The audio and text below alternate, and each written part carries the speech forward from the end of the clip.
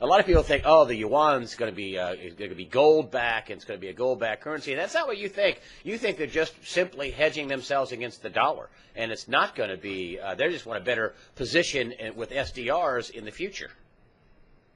Well, they're buying insurance, which is what I recommend for. That's why I recommend kind of 5% gold. That's your insurance. If it's good enough for China, it's good enough for me. In other words, the Chinese are buying thousands of tons of gold, not scores, not hundreds, but thousands of tons of gold. Now, why are they doing that? Either they're stupid or they see something that most people don't.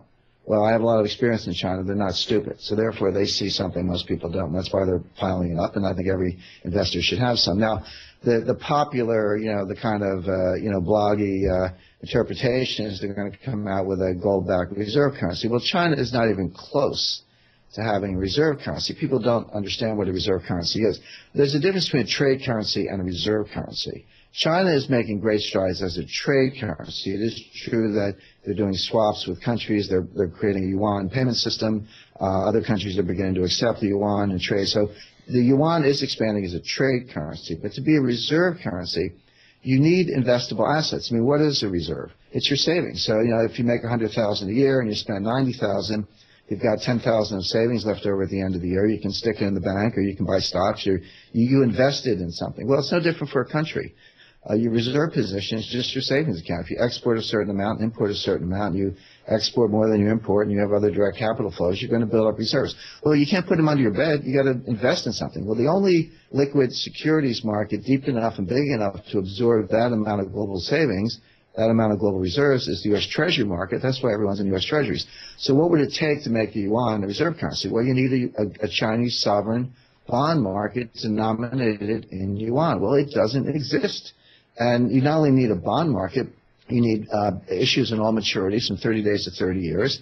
You need dealers to make a market in it. You need a payment and settlement system. You need futures and options so you can hedge it. You need repo so you can finance it. In other words, you need all the architecture and the plumbing, as I call it, of the U.S. Treasury market.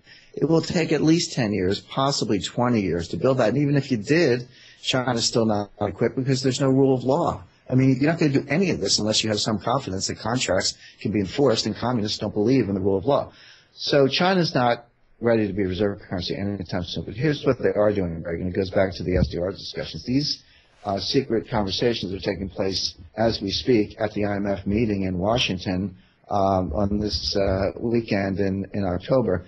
China wants to get the yuan in the SDR. Remember I said the SDR is computed with reference to a list of currencies. It's not backed by the currencies, by the way. It's not backed by anything, but it is, the value is computed with reference to the currencies. Now, the IMF has the ability to change that computation. Right now, the currencies related to the SDR, the dollar, the euro, the yen, the Swiss franc, British sterling, might be one or two others, the ones you would expect.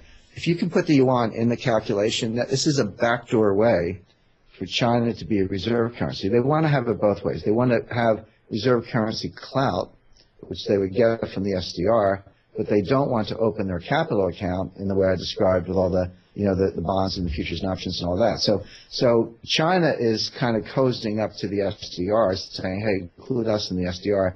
That gives them respect and clout as a reserve currency without actually being one. Meanwhile, they're piling up the gold, not to have a gold-backed currency, but to hedge their dollar position, because if we were to inflate the dollar 10%, China has $3 trillion of dollar-denominated securities, right?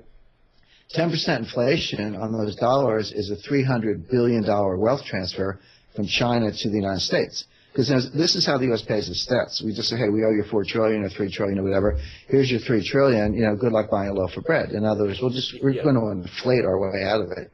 That's obvious. Now, China, you say, why isn't China dump the treasuries? Well, the answer is they can't. The market's not that big, and the U.S. can stop them.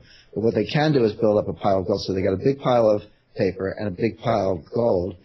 If the paper's stable, the gold might not do very much, and the Chinese are happy with that because they'll collect on their debts. But if we take away the value of the dollar by inflation, the gold will go up. So they'll have a hedged position. So they'll preserve their wealth with gold. That's what I recommend for everyday investors.